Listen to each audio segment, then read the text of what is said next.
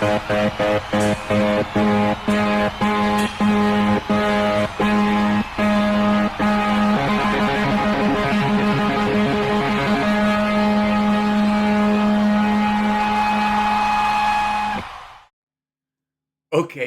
that's the first time I remember ever seeing anybody do that or hearing anybody do that with their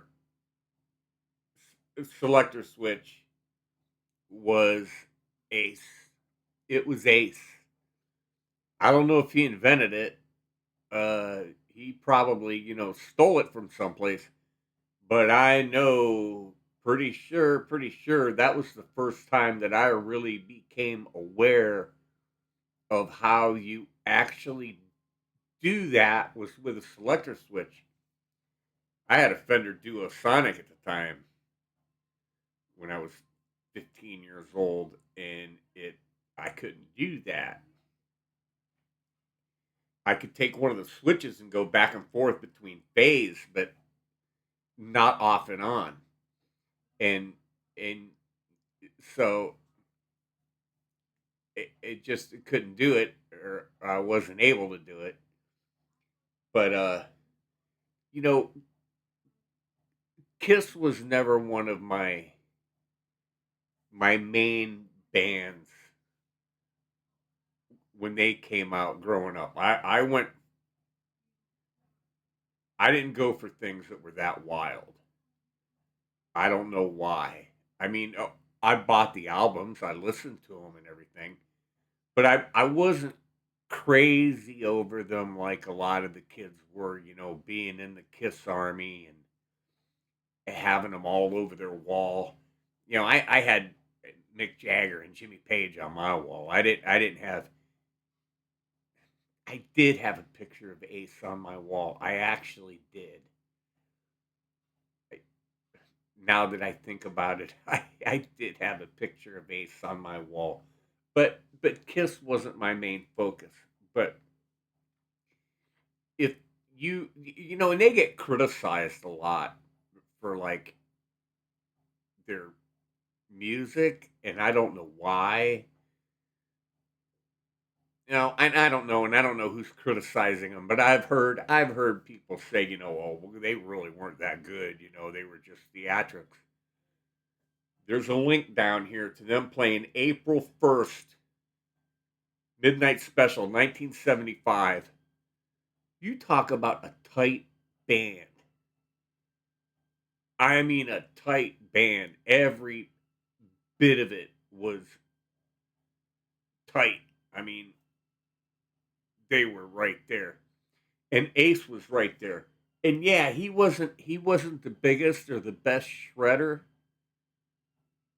but he had great tone, great bends, great licks, and they were a riff band. The songs were made of riffs. They had riffs, and that's what guitar players liked. But if you go watch that, and they end up at the end blowing the whole thing up, and Peter Chris kicks the drums over and destroys them, which I could never understand that other than, man, these guys must really be rich that they can just, destroy the stuff.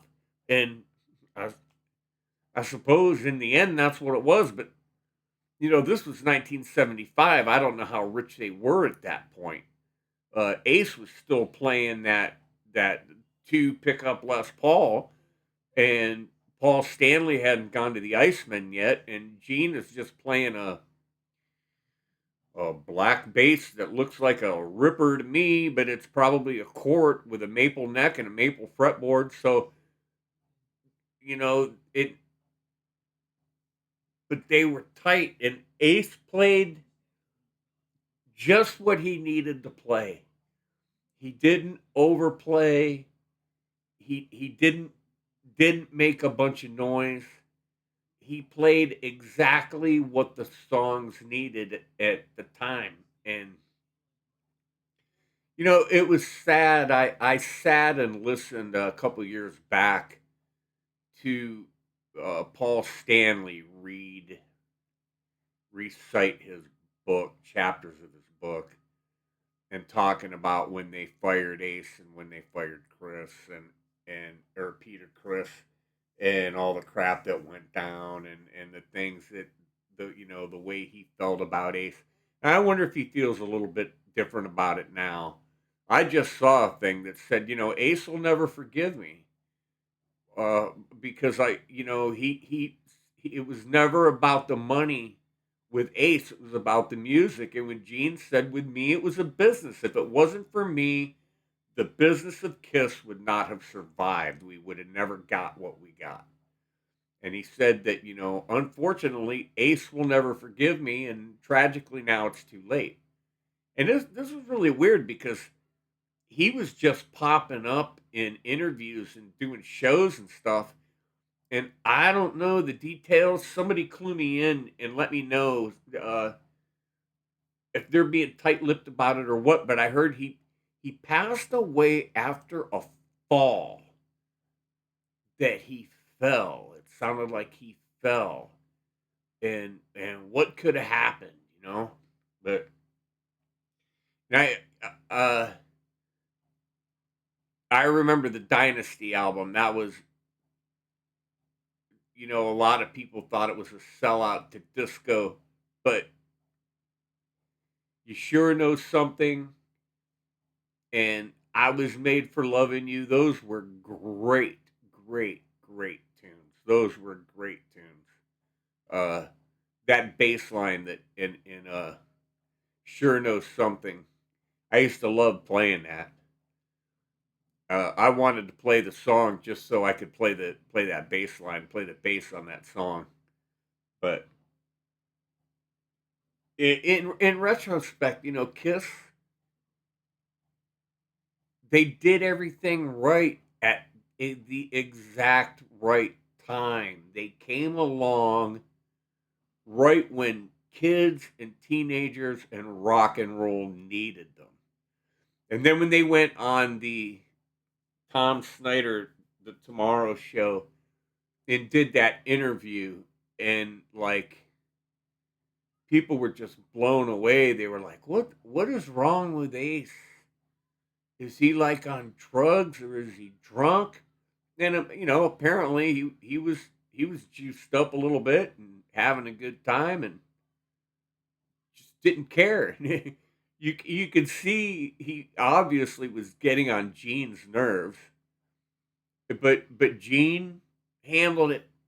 You know, he didn't lose it. He just rode over it and kept the interview going.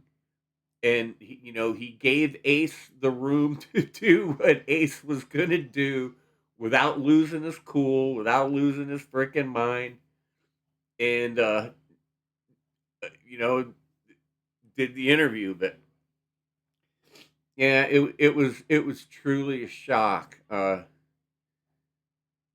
It's too bad. He was only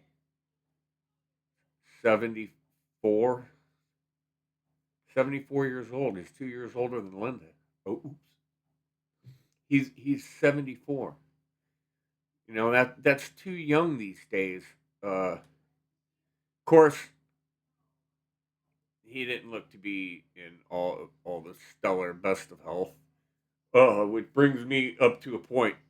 Do not, I repeat, do not get the COVID vaccine and the flu shot at the same time on the same day with one in each arm, because that flu shot is going to immobilize your arm for 2 days, and the combination of the two shots together is going to make you feel like crap for 2 days.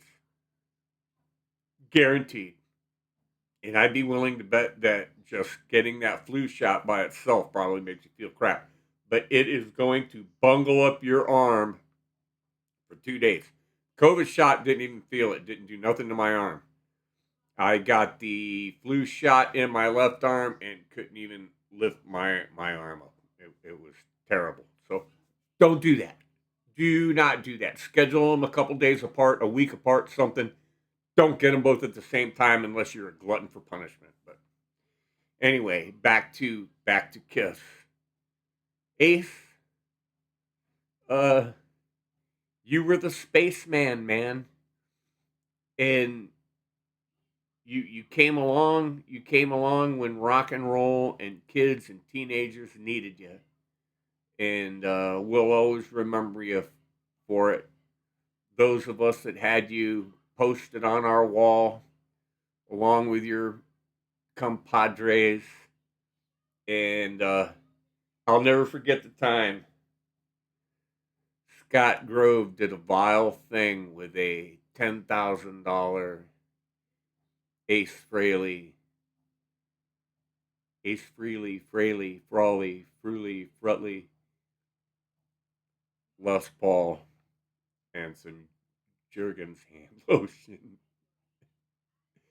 Oh, good Lord. The good old days.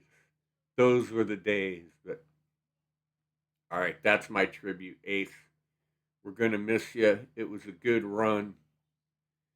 I'll put that link in the description. April 1st, 1975. Go watch that.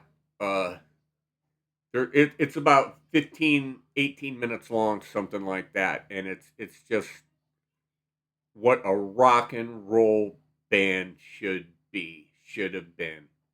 They were in the right place at the right time. So, Godspeed, brother.